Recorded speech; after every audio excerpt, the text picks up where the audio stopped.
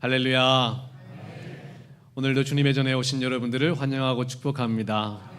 우리 옆사람하고 인사합시다. 참 잘 오셨습니다. 네.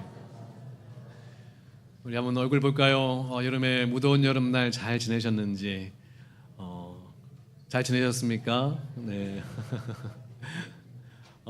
가끔 이렇게 아프시거나 좀 몸이 힘드신 분들이 안 보이면 걱정이 됩니다. 그럴 경우에는 반드시 교회에 연락을 꼭 해주시기를 바랍니다. 그래서 걱정을 안 하죠. 오늘도 보니까 안 보이시는 분이 계시면 걱정이 돼요. 저희 성도들 여름에 안전하게 또 잘 나야 되니까 무슨 일이 있거나 어려움이 있으시면 반드시 교회에 연락해 주시면 함께 기도하고 저희가 함께 중보하겠습니다. 여름날을 건강하게 잘 나시기를 바랍니다. 오늘 말씀의 제목은 함께 따라 읽어볼까요? 상처와 열등감을 이기는 능력. 다시 한 번 더요. 상처와 열등감을 이기는 능력. 함께 말씀을 나누려고 합니다. 여러분, 통계조사에 의하면 대한민국의 90% 이상이 열등감의 문제로 어려움을 겪는다고 해요. 열등감이라는 것은 내가 다른 사람보다 못났다라고 생각하는 마음이죠. 혹시 저희 신림교회 성도들도 내가 다른 사람보다 좀 못났다라고 생각하는 마음이 있습니까? 우리 성도들은 다 잘나셨는데요. 여러분들 그런 마음이 있습니까? 열등감이라는 것은 그런 건데 이게 생각보다 우리의 인생을 괴롭히고 힘들게 하는 문제라고 이야기를 합니다. 그래서 이 문제가 생각보다 심각하게 우리의 인생에 맞닿아 있어요. 그래서 이런 문제를 잘 또 이야기해주는 김창옥 교수의 이야기를 들어보니까 사람이 열등감의 문제를 해결해 보려고 두 가지 방향으로 노력을 한대요. 첫 번째는 어떤 방향이냐면 힘을 준대요. 내가 다른 사람보다 좀 못난 것 같아도 열심히 노력하고 내가 잘난 것도 있으니까 성공하고 힘을 줘서 다른 사람이 나를 어떻게 못하게 해요? 무시하지 못하게 탁 힘을 주고 강하게 하고 내가 다른 사람이 무시당하면 안 된다는 생각에 힘을 쓰고 열심히 노력하고 강하게 힘을 주는 스타일이 있고, 또 하나는 혹시 다른 사람이 내가 못났다고 생각할까 봐 나를 보여주지를 않는 거예요.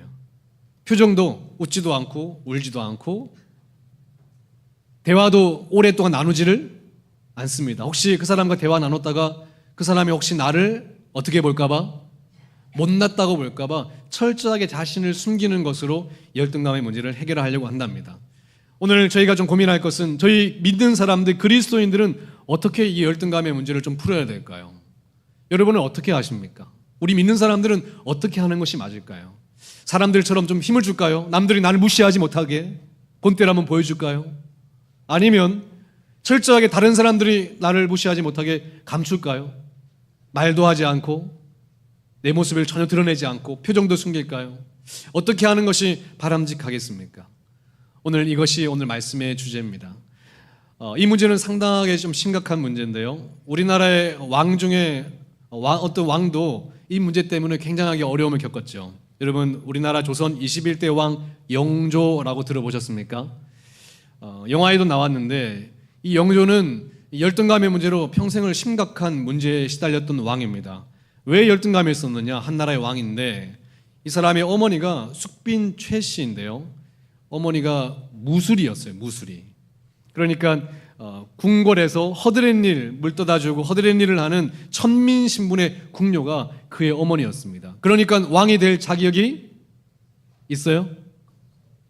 철저하게 우리나라의 체면을 중요하는 사회 속에서 그는 사실 왕이 될 자격이 없었습니다.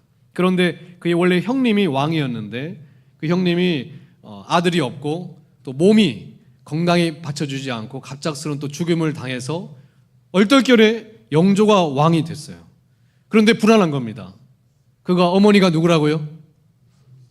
무술이니까 저 사람은 우리나라의 왕이 될 자격이 없어. 사람들이 이렇게 볼까 봐 그 열등감의 문제로 평생 그가 완벽주의적 태도를 보였다고 해요.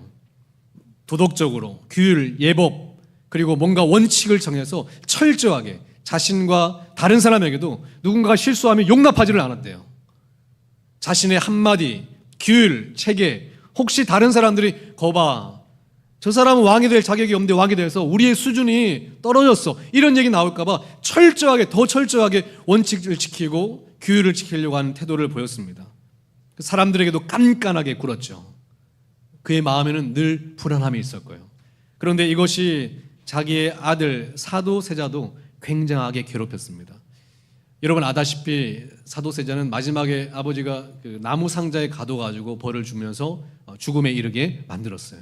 그가 말하는 것, 그가 행동하는 것 하나하나가 다 마음에 들지 않아서 꼬치꼬치 따져 묻고 깐깐하게 굴기를 시작했습니다. 근데 아들을 위하는 마음이 아니라 사실 어떤 마음에서요? 그 마음에 불안감과 열등감 때문에 더 힘을 주어 남들이 우리를 우습게 보지 못하도록 완벽해야 된다는 이 강박이 그의 인생을 어렵게 만들고 그의 아들의 비극도 만들었습니다. 생각보다 여러분 요즘에 열등감을 이기는 수많은 사람들의 스토리가 우리나라에 참 많습니다. 불우한 환경을 딛고 자수성가하는 사람도 있고요. 수많은 핸디캡을 딛고 성공하는 사람들의 이야기가 있습니다. 그런데 그들의 이야기를 쭉 들어보면 성공을 했는데 남들이 보란듯이 무시하지 못하도록 그 자리까지 섰는데도 여전히 그의 마음에 열등감과 이런 것들로 성공을 했기 때문에 불안감과 허무함에 시달리고 있는 사람들이 많이 있다라고 이야기를 합니다. 생각보다 이제 그 정도 자리 되면 왕이 되면 그런 것에 자유할 줄 알았는데 그렇지 않았던 것이죠. 오늘 함께 나눌 말씀의 이야기는 한 주인공, 한 인물이 열등감으로 인하여 성공의 자리까지 이르렀지만 여전히 그의 인생의 문제를 해결하지 못한 한 사람이 등장합니다. 오늘 그 사람을 통해서 우리 예수 믿는 사람들은 어떻게 이 열등감의 문제를 극복해야 되는지 함께 말씀을 나누려고 합니다. 여러분 오늘 주인공은 많이 들어보신 이름일 겁니다. 혹시 삭개오 들어보셨습니까? 표정들이 왜 그래? 처음 들어보시는 거예요? 오늘 삭개오라는 인물이 그 주인공인데 바로 이 문제를 우리에게 잘 보여줍니다. 삭개오라는 사람이 어떤 사람인지 오늘 본문의 1절, 2절 말씀을 함께 읽어보겠습니다. 함께 읽습니다. 시작. 예수께서 여리고로 들어가 지나가시더라. 삭개오라 이름하는 자가 있으니 세리장이요 또한 부자라. 오늘 배경은 여리고라는 휴양 도시입니다. 여리고는 해수면보다 250m가 낮았습니다. 그래서 아주 따뜻한 곳이었어요. 그래서 그곳에는 특별히 샘물이 많이 터졌는데요. 물의 자원이 풍부했습니다. 오늘날로 말하면 하와이 같은 곳이랄까요? 휴양하고 사람들이 물의 자원이 많아서 여가를 즐기고 여러 가지 무역이 발달했던 그런 도시였습니다. 근데 그 오늘 주인공 삭개오라는 사람이 바로 이곳에서부터 시작을 하는데요. 성경에는 그를 소개할 때 한 가지 단어가 성경에 그 어디에도 소개되지 않는 단어가 있어요. 우리 2절 말씀해 보니까 한 가지 단어가 낯선 단어가 있어요. 어떤 단어일까요? 세리장? 세리는 또 이야기가 또 있잖아요.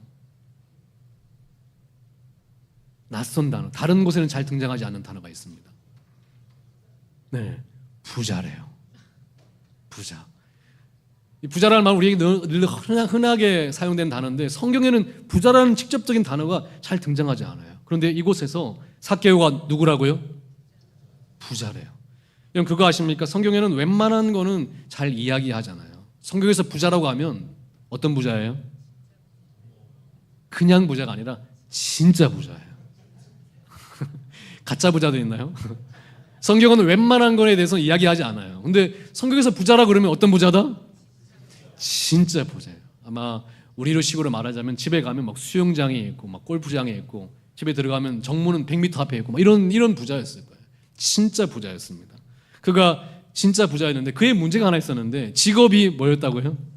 그게 문제가 됐습니다. 부자인 것은 문제가 되지 않았는데 그의 직업이 문제가 됐어요. 여러분 세리라고 하는 거는 당시 로마가 이스라엘을 식민지 지배를 할 때요. 로마가 세금을 부과합니다. 예를 들어 10% 세금을 부과했다 그러면 세리가 10%만 거둘까요? 세리는 10%를 로마에 갖다 줘야 됩니다. 세리의 월급은 어디서 오느냐? 10% 이상 부과하는 그것이 본인의 월급이었어요. 그러니까 세리는 로마에서 이야기한 세금에 훨씬 더 많은 세금을 거둬들여서 그것을 자신의 월급으로 자신의 이익으로 착취할 수 있는 자격과 권리가 있던 사람이었습니다. 우리식으로 말하면 그 당시 식민 지배 받는 것도 서러운데 우리의 동족인 사람이 우리를 더 괴롭히는 돈을 착취하는 그런 일들을 했다라는 거예요. 그러니까 세리라고 하면 매국노, 나라를 배신한 사람, 동족의 피를 빨아먹는 사람이라는 인식이 강했습니다. 당시 역사학자 요세푸스에 의하면 세금의 문제 때문에 스스로 생을 마감하는 사람들도 많았다고 해요. 그러니까 이게 심각한 문제였거든요. 그런데 이 삭개오가 누구였다고요? 세리였대요. 세리장이었대요. 근데 왜 그가 수많은 많은 직업이 있는데 왜 동족을 배신하고 피를 빨아먹는 그런 세리의 직업을 선택했을까? 추정되는 또 하나의 그를 표현하는 하나의 단어가 있습니다. 3절이 나옵니다. 그가 어떤 사람이었는지요? 함께 읽어보겠습니다. 시작. 그가 예수께서 어떠한 사람인가요? 보고자 하되 키가 작고 사람이 많아 할 수 없어. 다시 말씀드립니다. 성경에서 부자라고 하면 어떤 부자다? 진짜 부자예요. 성경에서 또 하나의 그의 표현이 있는데 키가 어땠다고요? 여기서 성경에서 키가 작다고 그러면 어떻게 작다? 진짜 작은 거거든요. 웬만큼 작은 게 아니라 진짜 작은 거예요. 성경 그 어디에도 키가 작다 이런 표현이 없습니다.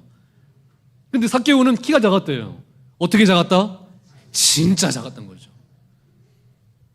아마 장애가 있을 정도의 키가 작은 모습이었을 것 같아요. 누가 봐도 심각하게 작았던 것 같습니다.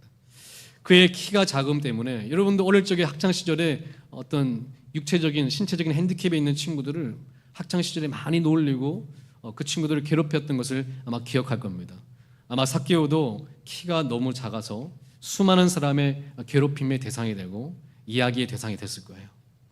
그로 인해서 삭개오는 이 심각한 키가 작은 문제로 인해서 남들보다 더 열심히 살았을 걸로 추정이 됩니다. 어떤 마음이에요? 김창학 교수가 했던 것처럼 자신을 숨기는 쪽이 아니고 힘을 주는 쪽이죠. 남들이 나를 감히 뭐 하지 못하게요? 무시하지 못하게. 키는 작지만 성공하고 돈이 있으면 힘이 있지.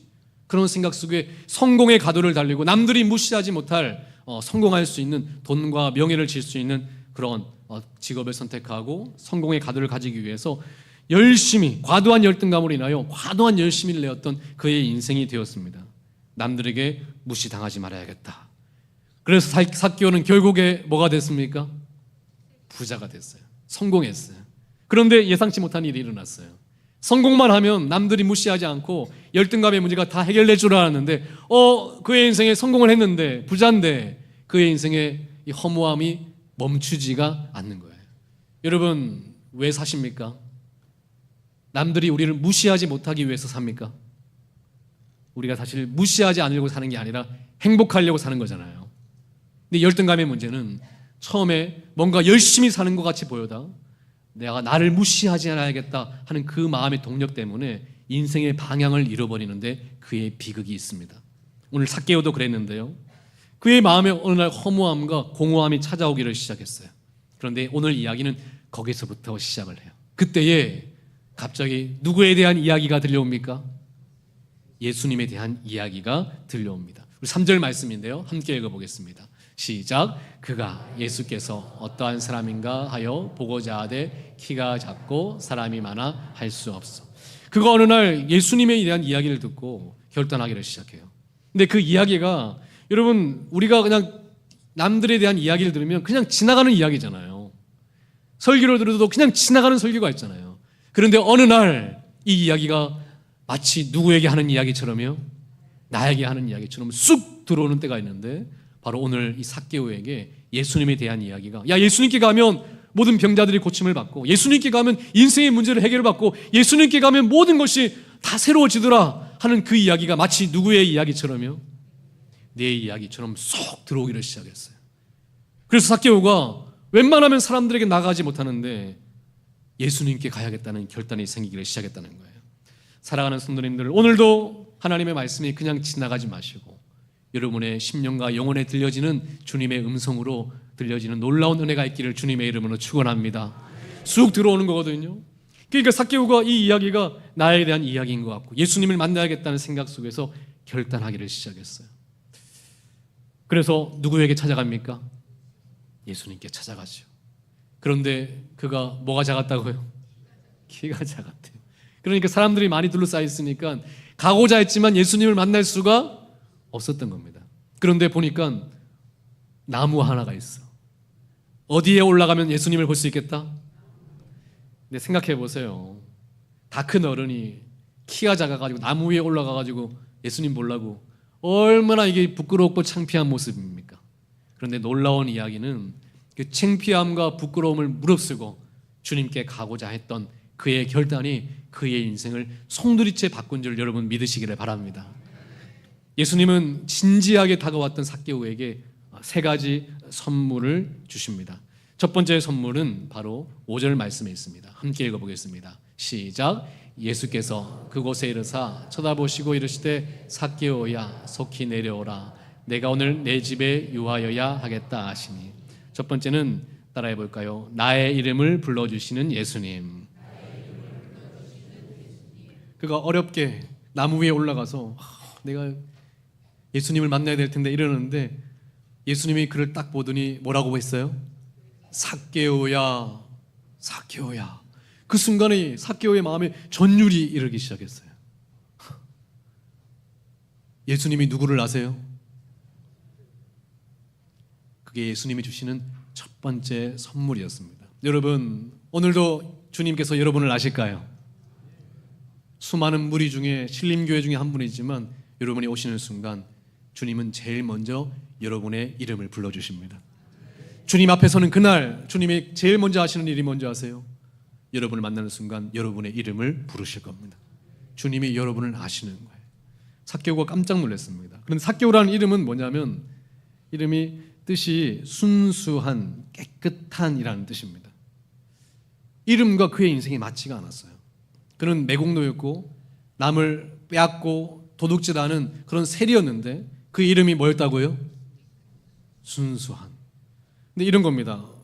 예전에 학창시절에 매번 친구를 괴롭히고 때리는 폭력을 저지른 질 나쁜 친구가 있었어요. 그 친구의 이름이 김바울이었어요. 이름은 김바울인데 하는 짓은 바울이 아니었거든요. 마치 그 친구처럼 이게 이름과 삶이 같이 가지 않았는데 수많은 사람이 삭개오를 반역자라 부르고 사기꾼, 난쟁이라 불렀는데 주님께서는 그에게 다시 그의 이름을 불러주시는 거예요. 뭐라고요? 삭개오야, 순수한 사람. 그가 열등감으로 자신의 인생의 방향을 잃어버렸는데 다시 그에게 이름을 불러주기 시작했습니다. 어머니는 자녀의 이름을 지을 때 거룩한 소망을 가지고 이름을 짓죠. 순수한 사람이 됐으면 좋겠다, 깨끗한 사람이 됐으면 좋겠다. 그러나 그의 삶은 그렇지가 않았습니다. 근데 주님께서 다시 그의 정체성을 깨우기를 시작하는 거예요. 삭개오야, 이름을 불러주셨습니다. 주님이 삭개오에게 주셨던 두 번째 선물은 우리 5절 말씀에 또 이어나오는데요. 5절 말씀 다시 한번 띄워주실까요? 다시 한번 읽어보겠습니다. 시작. 예수께서 그곳에 이르사 쳐다보시고 이르시되 삭개오야 속히 내려오라 내가 오늘 내 집에 유하여야 하겠다 하시니. 두 번째 선물은 나를 위해 수치를 당하시는 예수님. 삭개오의 집에 가겠다는 거예요. 여러분, 지금 삭개오는 매국노고 사람들이 손가락질하는 사람입니다. 그래서 유대인들은 다 알아요. 죄인들과 가까이 하면 나도 부정해진다는 것을. 그래서 그 누구도 사람들이 손가락질하는 죄인들과 가까이 하려고 하지 않았습니다. 절대로 하지 말아야 될 일 중에 하나는 같이 밥을 먹는다든지 같은 집에 어울린다는 것은 절대로 하면 안 됩니다. 특별히 종교 지도자들은 절대 하면 안 됐습니다. 그런데 예수님께서 누구의 집에 가겠다고요? 삭개오의 집에 가겠다는 거예요. 아니 주님, 지금 삭개오 손가락질하고 사람들 난리 났는데 지금도 예수님을 따르는 수많은 무리 중에 몇몇 무리는 예수님의 약점만 고르려고 예수님이 실수하기만을 기다리고 있는데 지금 주님 삭개오 집에 가면 큰일 납니다. 주님 안 됩니다. 수많은 사람이 만류했지만 주님은 누구 집에 가겠다는 거예요? 여러분 그거 아십니까? 주님은 주님을 향하여 진지하게 오는 사람에게 주님도 진지하게 반응해 주십니다.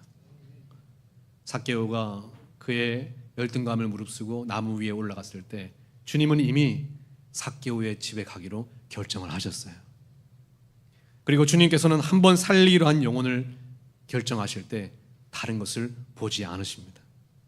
수많은 사람이 손가락질하고 수많은 사람이 모욕한다 하더라도 주님은 한 번 살리고자 하는 영혼에게 그 어떤 각오도 감당하시는 분이 우리 주님이십니다. 오늘도 예배 가운데 여러분들에게 주님이 여러분의 영혼을 살리기를 결정하시는 거룩한 은혜가 있기를 주님의 이름으로 축원합니다.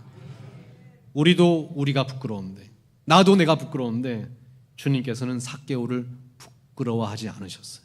그리고 함께 삭개오의 집에 가겠다는 거예요. 삭개오가 어쩔 줄 모르는 겁니다. 하나님, 주님, 제가 뭐라고? 저희 집에 안 됩니다. 사람들이 손가락질합니다. 다른 사람들도 웬만하면 저와는 어울리려고 하지 않습니다. 이야기 섞는 것도 싫어합니다. 근데 주님, 어떻게 저희 집에 오시려고요? 안 됩니다, 안 됩니다. 아니다, 오늘 내가 너희 집에 머물겠다 하고 삭개오를 지지했어요. 그런데 그 순간 삭개오의 마음에 있는 열등감과 구멍이 메워지기를 시작했어요. 누군가에게 처음 받아보는 환대와 이 사랑에 삭개오의 마음이 녹아지기를 시작합니다. 주님께서 삭개오에게 주셨던 세 번째 선물은 이것입니다. 따라해 볼까요? 변화의 기회를 주시는 예수님. 우리 8절 말씀인데요, 함께 8절 말씀을 한번 읽어보겠습니다. 시작. 삭개오가 서서 주께 여짜오되 주여 보시옵소서, 내 수요의 절반을 가난한 자들에게 주겠사오며 만일 누구의 것을 속여 빼앗은 일이 있으면 내 갑절이나 갚겠나이다. 삭개오는 평생 열등감 가운데 뭐를 쥐려고 했습니까? 돈만 쥐면 남들이 나를 무시하지 못할 거라고 생각을 했죠. 그런데 그가 주님을 만나고 참 진리신 예수 그리스도와 만나는 순간 뭐를 내려놓기 시작합니까? 저는 이제 돈으로 사는 인생이 아니라 원래 나의 이름 삭개오, 깨끗한 순결한 거룩한 인생을 살기를 원합니다 하고 원래 자신의 인생의 방향을 다시 찾아가기를 시작합니다. 여러분, 믿음이 바뀌면 행동이 바뀝니다. 믿음과 행동은 다른 것이 아니에요. 믿음이 바뀌면 행동이 바뀝니다. 주님을 향한 진지한 마음이 있으면 주님을 향하여 걸음을 걷게 됩니다. 삭개오는 주님을 만나고 걸음을 바꾸기를 시작했어요. 주님께서는 그에게 변화될 기회를 주셨고 삭개오는 결단합니다. 주님, 저에게 재산의 반을 팔아서 가난한 자들에게 나누겠습니다. 그런데 여러분, 그거 아십니까? 부자는 망해도 몇 년을 가요? 그런 얘기가 있잖아요. 제가 볼 때는 재산의 반을 팔았어도 괜찮았을 것 같아요. 그런데 재산의 반을 팔 뿐만 아니라 가난한 자에게 속여서 받은 것이 있으면 4배로 갚겠습니다. 이 말이 놀라운 거예요. 왜냐하면 살이라는 것은 속여서 받을 수밖에 없는 인생이거든요. 근데 그의 인생에 속여서 받은 것을 4배로 갚아주겠다는 것은 모든 것을 내어놓을 각오를 했다는 거예요. 사랑하는 성도님들, 주님께서는 지금 이 이야기는 헌금을 하고 헌신하라는 이야기가 아닙니다. 삭개오의 열등감 가운데 자신의 중심이 있거든요. 내가 생명줄처럼 붙들었던 삭개오에게는 뭐였습니까? 돈이었어요. 나를 무시하지 못하게 만들어야지. 이것이 바로 이 돈이었거든요. 삭개오가 지금 주님을 만나고 중심을 바꾸는 겁니다. 나는 이제 돈으로 살아가는 존재가 아니라 주님을 믿는 믿음 가운데 거룩하게 살아가기를 원합니다 하고 결정했다는 거예요. 오늘 이 이야기는 아름다운 해피엔딩이에요. 주님을 만나고 한 인생이 바뀌고 열등감 가운데 자유케 되는 인생입니다. 그런데 오늘 이야기를 보면서 좀 이상한 게 있어요. 아니, 삭개오가 주님 만나고 변화된 거 다 좋은데 원래 삭개오의 문제는 뭐였습니까? 키가 작은 거였잖아요. 사람들이 자기를 무시하는 거였잖아요. 그러면 주님을 만나면 뭐가 해결돼야 되는 겁니까? 삭개오야 내려와라 이게 아니라 삭개오야 내가 거기 있는 그만큼 크게 해주겠다. 키가 막 자라든지 아니면 삭개오야 오늘로부터 아무도 너를 무시하지 못할 것이다. 이렇게 해주든지 이렇게 해줘야 되는데 지금 삭개오의 문제는 어떻게 됐습니까? 그대로였어요. 키가 작은데 여전히 키가 작고 사람들이 그를 무시했는데 여전히 그를 무시합니다. 그런데 놀라운 건 뭐냐면 키가 작고 사람들이 무시하는 이 문제가 더 이상 삭개오에게 문제가 되지를 않았습니다. 오늘 말씀의 핵심 주제예요. 어떤 사람들은 수많은 상처와 아픔을 가지고 있기도 하고 열등감으로 살아가기도 하는데 오늘 말씀은 주님께서 그 열등감의 문제 가운데 그 문제를 해결해 주셨다는 것이 아니라 더 이상 그의 인생에 그 열등감이 문제가 되지 않는 인생으로 바꾸어 주셨다는 것이 오늘 말씀의 핵심입니다. 사랑하는 성도님들, 오늘도 여러분 가운데 수많은 문제가 있지만 주님을 만날 때 가장 먼저 일어나는 일은 그 문제가 되지 않게 하신다는 거예요. 사랑하는 성도님들, 여러분의 문제는 무엇입니까? 여러분의 열등감의 근원은 무엇입니까? 우리 그리스도인은요, 그 열등감의 근원을 그 문제로 해결하는 존재가 아니라 그 문제를 넘어서는 존재인 줄 믿으시기를 바랍니다. 목회자에게도 열등감이 있습니다. 목회자와 만나고 세미나를 하면 항상 그 목사님들이 자신의 열등감에 대한 이야기를 해요. 그리스도인이 어떻게 그 열등감을 풀어나가는지를 잘 이해할 수 있습니다. 최근에 만났던 또 유명한 목사님들 중에는 김병삼 목사님은 머리가 없는 열등감이 있대요. 머리가 벗겨져가지고. 근데 지난번에 그 유기성 목사님의 그 세미나를 듣는데 참 인상 깊었습니다. 유기성 목사님의 열등감이 있었대요. 감리교회 참 너무나 훌륭하신 어른인데 어떤 열등감이 있었는가 하니 유기성 목사님이 부산 사람이거든요. 그래서 사투리를 많이 쓴대요. 그래서 유기성 목사님이 처음 설교했던 때가 바로 아이들, 주일학교 아이들 앞에 설교하는 거였는데 처음에 서울에 이제 교회 와서 주일학교 아이들 앞에서 설교를 하는데 사투리로 설교하니까 아이들이 설교를 듣지 않고 막 웃었다는 거예요. 아하하 이렇게. 그래서 아이들이 너무 웃어가지고 설교를 끝마치지를 못했대요. 근데 그때부터 유기성 목사님의 그 마음속에 설교만 하려고 하면 무슨 생각이 나요? 설교만 하려고 하면 아이들이 웃는 그 모습이 생각이 나서 너무나 두렵고 떨려가지고 설교를 못하게 됐다는 거예요. 주님 앞에 기도하는데 주님 어떻게 합니까 하는데 말씀이 생각났대요. 어떤 말씀이 생각나냐면 하나님께서 세상에 미련한 것들을 택하사 지혜 있는 자들을 부끄럽게 하시려고. 주님께서 어떤 자를 택하신다고요? 미련한 사람을 택해서 지혜 있는 자를 부끄럽게 하신다. 그런데 이 말씀을 받았긴 받았는데 안 믿어지더라는 거예요. 주님, 말씀은 결국 이렇지만 주님 결국에는 설교 잘하는 목사 찾으실 거잖아요. 주님은 결국에는 말 잘하는 사람 찾으실 거잖아요. 주님은 결국에 사투리 안 쓰시고 서울말 쓰는 사람 찾을 거 아닙니까? 이런 생각을 했다는 거예요. 밤새 기도하며 신음하는데 주님께서 마음의 평안을 주시기를 내가 너를 사용하겠다. 주님 사투리 써도 괜찮나요? 말 못해도 괜찮습니까? 주님께서 사용하시겠다는 그 이야기에 마음이 편안해졌대요. 청산유수같이 하지 못하더라도 말을 좀 버벅거리더라도 주님이 사용하신다는 그 마음이 평안해졌대요. 근데 이 말씀이 생각났다는 거예요. 내가 질그릇같이 부족한 사람이지만 그 속에 뭐를 담아주셨어요? 보배이신 예수 그리스도를 담아주셨기 때문에 나는 질그릇같이 부족한 인생이 아니라 보배를 담은 인생이라고. 이것이 깨달아지는 순간 마음이 평안했대요. 그리고 그 이후에 이제 부족하지만 말씀을 전하고 하는데 유기성 목사님의 모든 사역 가운데 누가 역사하세요? 하나님이 역사하시기를 시작하더라는 거예요. 그래서 이런 얘기를 하시는 겁니다. 부족함이 문제가 되지를 않는다. 누가 함께 하시니까요? 우리는 질그릇 같은 인생이라도 보배이신 주님이 우리와 함께 하시기 때문에 우리의 부족함이 문제가 되지 않는 것이 바로 그리스도인이라고.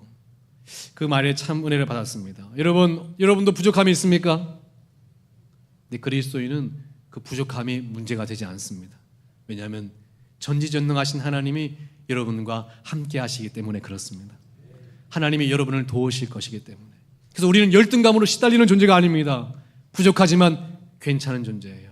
우리는 내 부족함으로 살아가는 존재가 아니라 하늘의 능력으로 살아가는 존재이기 때문에 그렇습니다. 맞습니까? 이 시대의 수많은 경제적인 불안감과 무한 경쟁, 수많은 가족의 불화로 수많은 사람이 자신의 부족함 가운데 신음하며 살아가게 됩니다. 여러분은 한 주간 힘들지 않으셨습니까? 여러분의 아픔과 부족함 때문에. 그런데 오늘 말씀 가운데 우리는 열등감을 힘을 주어 푸는 사람이 아니라 하늘의 능력으로 풀어나가는 사람임을 여러분 믿고 깨달으시기를 바랍니다. 오늘 마지막으로 이 사진을 보여드리고 마치려고 합니다. 사진 하나 띄워주실까요? 이 사진은 아프가니스탄에서 미군이 철수했을 때 그 모든 탈레반이 아프가니스탄을 점령하게 됐을 때 대다수의 마을의 주민들은 그 나라를 잃어버리고 떠나야 난민 생활을 해야 했습니다. 오늘 이 사진은 바로 나라를 등지고 떠나야 되는, 어디로 갈지 모르고 어떻게 해야 될지 모르고 막막하게 한 가족이 난민 생활로 떠나가는 이 장면을 기자가 촬영한 장면이에요. 그런데 이 아픈 이야기 속에서 이 사진을 보면 이상한 장면이 하나 있습니다. 어떤 장면이 이상하죠? 노란 바지 입은 저 아이가 이상해요. 이 가족은 지금 어디 갈지 모르고 미래가 불투명하며 어디를 어떻게 해야 될지 모르는 막막하고 나라를 잃어버리고 이제 그의 미래는 암울한 난민 생활을 해야 되는 비극적인 가족의 사진인데 이 사진과 전혀 맞지 않은 행동을 하는 아이가 있어요. 노란 바지. 걸음이 심상치 않습니다. 어떤 걸음이죠? 신났어. 지금 저거는 신날 때가 아닌 거죠. 지금 저거는 신나야 될 때가 아니라 지금 가족들이 어디 가야 될지 모르고 당장 다음 끼니를 때울 수 있을지조차 모르는 그런 상황인데 아이의 걸음이 무릎이 너무 올라갔어요. 팔이 너무 제쳐졌고 신나게 뛰어가는 장면인데 기자가 사진을 잘못 선택한 게 아닌가 눈을 의심했습니다. 그런데 이 사진이 은혜가 됐습니다. 왜 은혜가 된지 아십니까? 이 아이가 신날 수 없잖아요. 지금 미래가 보장된 것도 아니고 나라가 없어지고 불안한 미래뿐인데 왜 이렇게 신난 거야? 그런데 이게 맞는 것 같아요. 이 아이는 지금 누구랑 같이 있어요? 엄마 아빠랑 같이 있잖아요. 엄마 아빠가 같이 있으니까 이 아이는 암울한 상황 이런 거 모릅니다. 그냥 엄마 아빠랑 같이 가는 거예요. 그 모든 문제는 엄마 아빠가 해결할 거니까. 이 아이는 그 순간에 즐겁게 엄마 아빠를 따라 무릎이 올라가고 팔이 제쳐져서 갈 수가 있는 겁니다. 이 사진이 마치 주님께서 우리에게 하시는 말씀과 같았어요. 지금 여러분 누구와 함께 하고 있습니까? 전지전능하신 우리 하나님과 함께 하고 있습니까? 그런데 우리는 너무나 우리의 열등감과 우리의 부족함 때문에 괴로워해요. 마치 내 부족함과 연약함이 나의 모든 것을 결정할 것처럼. 저는 처음 목회를 시작했을 때 주님께 약속받은 것이 있습니다. 주님이 저에게 목회자로 부름을 받았을 때 제 마음 가운데도 저는 알았습니다. 남들은 몰라도 저는 목회자가 될 만한 자격이 없는 사람이라는 거. 주님께 주님 죄송합니다. 저는 아닌 것 같아요. 목회자가 되려면 적어도 많은 자격이 있어야 되는데 저는 아닌 것 같습니다 했을 때 주님께서 저를 콜링하실 때 주신 약속이 있어요. 제가 처절하게 매달렸거든요. 내 부족함이 문제가 되지 않겠다고 하는 주님의 약속이었습니다. 주님이 저와 함께 하나님의 일을 이루어 나가는 것을 기뻐하신다는 그 약속이었어요. 저는 이 약속이 저에게만 주신 약속이 아니라 여러분에게도 주신 약속이라고 생각합니다. 오늘 평생 괴로움 가운데 살았던 삭개오가 주님을 만나고 자유함을 얻었던 것처럼 이제 삭개오는 돈에 의지하여 살아가는 사람이 아니라 전지전능하신 주님을 믿고 살아가는 인생이 된 것처럼 오늘 여러분 인생에도 여러분의 부족함이 전혀 문제가 되지 않습니다. 그리고 주님과 함께 있기 때문에 우리가 오늘도 즐겁게 나아갈 수가 있는 거예요. 이번 주 한 주 어떻게 살면 좋겠습니까? 사진 다시 한번 띄워주시겠어요? 저는 저희 성도들이 저 노란 바지 아이처럼 살았으면 좋겠어요. 주님과 함께 하는데 주님이 역사하실 건데 주님이 도우실 건데 우리 옆 사람에게 이렇게 인사합시다. 주님이 도우실 겁니다. 부족하면 어떻습니까? 연약하면 어떻습니까? 주님이 도와주실 건데 그렇지 않습니까? 이번 한 주도 연약함과 열등감에 힘겨워하며 살아가지 마시고 주님 안에 기쁘게 자유하시게 담대하게 살아가시는 저와 여러분 되시기를 주님의 이름으로 축원합니다.